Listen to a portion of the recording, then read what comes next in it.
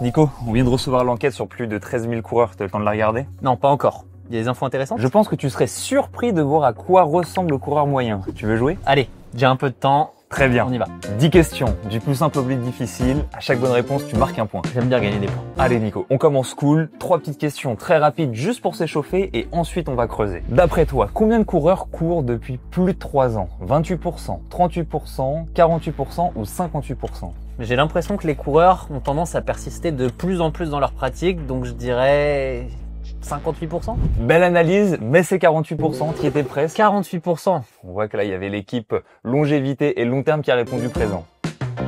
Allez, deuxième question. Combien de méchants patrons n'ont rien prévu pour leurs employés pour qu'ils puissent pratiquer une activité physique? 31%, 46%, 61% ou 76%?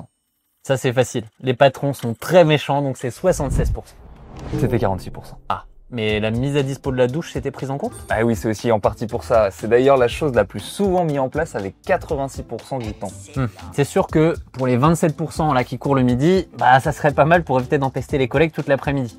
Et ça serait intéressant de savoir si on augmentait ce pourcentage, bah est-ce que ça augmenterait aussi la pratique le midi? On verra dans les années suivantes si le pourcentage évolue. Troisième question, quelle est la durée moyenne d'une séance? 42 minutes, 47 minutes, 52 minutes ou 57 minutes? Est-ce que tu prends en compte les fractionnés et les sorties longues là-dessus? Ouais, bien sûr. Alors ça me paraît long, mais je vais quand même dire 52 minutes. Eh bah ouais, bien joué, c'est ça. Après, avec toutes les sorties longues, entre 1h30 et 2h30 pour les gens qui font des semis, des marathons, du trail, bon bah c'est vrai que les footings de 30 à 50 minutes, du coup, ils sont pas très représentatifs. T'as raison, c'est pour ça qu'en général, faut toujours faire un peu attention aux statistiques. En revanche, c'est intéressant de savoir que si quelqu'un rajoute une séance dans la semaine, en moyenne, ça va lui rajouter 52 minutes. On peut le voir comme ça. Allez, maintenant qu'on est bien échauffé, si je te parle d'allure moyenne, tout entraînement confondu, à ton avis, à quelle allure ça court en moyenne un coureur? 6 minutes 15, 6 minutes 45, 5 minutes 15 ou 5 minutes 45? On va voir si les conseils qu'on prodigue sur l'endurance fondamentale sont écoutés. Je dirais 6-15. Eh, bien vu! C'est l'allure moyenne. Ça veut dire que la majorité des entraînements que les gens réalisent sont en réalité plus longs que ça. Courir lentement pour courir vite, c'est pas une légende, hein. T'en connais beaucoup, toi, des coureurs qui vont plus vite que 6-15 en footing et qui pourtant ne font pas 3h50 au marathon, ni 50 minutes au 10 km? Un certain nombre, oui. Alors que c'est le chrono moyen réalisé par la cohorte, hein. C'est QFD, c'est écrit ici. Bah, au moins c'est l'avantage de ceux qui liront l'enquête, ça permet d'avoir un point comparatif si jamais ils sont dans ces chronos. Allez, une autre question parce que là il y a une autre donnée intéressante. D'après toi, combien de coureurs courent en moyenne 3 fois par semaine ou plus? 50%, 60%, 70% ou 80%? Alors, si je pars du principe qu'avec Campus, on a essayé d'évangéliser le fait que courir 3 fois par semaine, c'est le minimum. Pour d'un côté progresser à long terme et permettre de se développer physiquement, émotionnellement et mentalement. Et de l'autre côté, l'aspect santé d'une pratique régulière.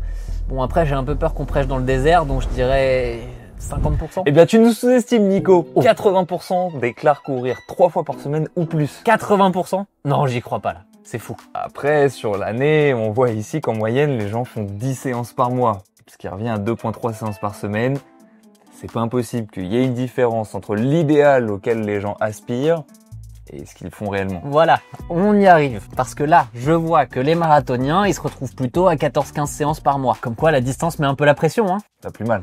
En revanche, est-ce que tu penses qu'on réussira un jour à rendre le 5 km, le 10 km assez sexy pour que les gens préparent ces courses aussi assidûment qu'un marathon? J'aimerais ça, mais bon, on verra dans les prochaines grandes enquêtes, hein. Ceci dit, si je regarde les motivations des coureurs, là, juste là, peut-être qu'on va réussir à trouver une réponse. Là, alors du coup, regarde pas trop. Il y en a 3 qui se détachent du lot. Ce que je vais faire, je te donne les motivations 2 par 2. À chaque fois, il y en a une qui fait partie du trio de tête. À toi de la trouver. Comme d'habitude, un point à chaque fois. D'abord, les gens courent plutôt pour la santé ou pour la performance? Mon cœur dirait la santé, mais ma tête dit la performance et je vais dire la performance. Eh ben c'est raté. 48% courent pour la santé contre 25% pour la performance. Avec par ailleurs, pour la performance, une vraie disparité entre hommes et femmes. 2 autres motivations. Pour prendre confiance en moi ou pour m'entretenir et me sentir bien dans mon corps? Allez, je pars sur le second. C'est bien le second. Un petit point en plus dans la besace. Il y en a 60% qui courent pour s'épanouir et pour se sentir bien dans leur corps, alors qu'il n'y en a que 11% qui courent pour la confiance. Ok, intéressant. Quand bien même c'est rarement conscient, on sait que la course à pied donne confiance en soi. 11%, je trouve que c'est mal payé, hein. C'est mal payé. qui rate plein dans le commentaire de la vidéo. Allez, 2 derniers, pour se dépasser et se fixer des objectifs ou pour le plaisir?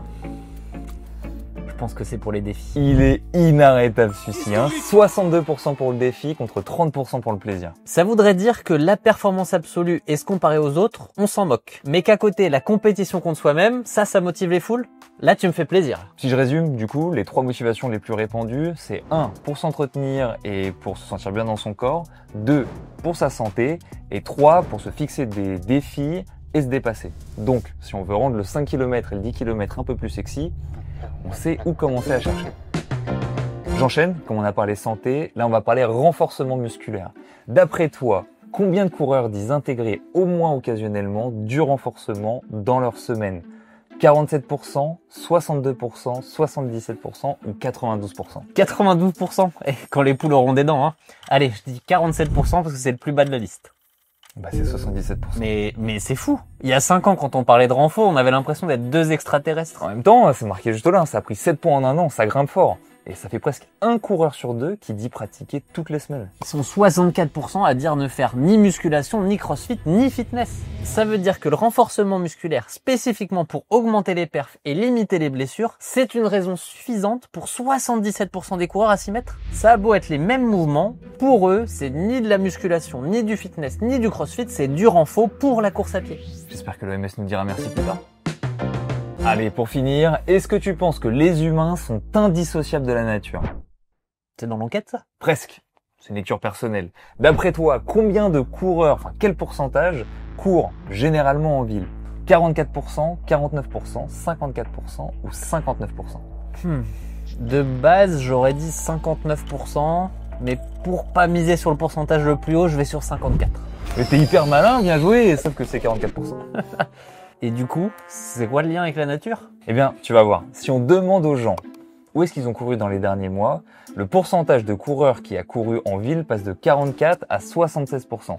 Ça fait un facteur 1,5. Mais, à côté de ça, la campagne, elle fait x2, les parcs et les forêts, elles font x4, et la montagne, elle fait x6. Donc la ville, c'est cool, mais dès qu'il y a moyen d'y échapper pour aller se rapprocher de la nature, on n'hésite pas. Et la piste là qui fait x15, c'est la nature?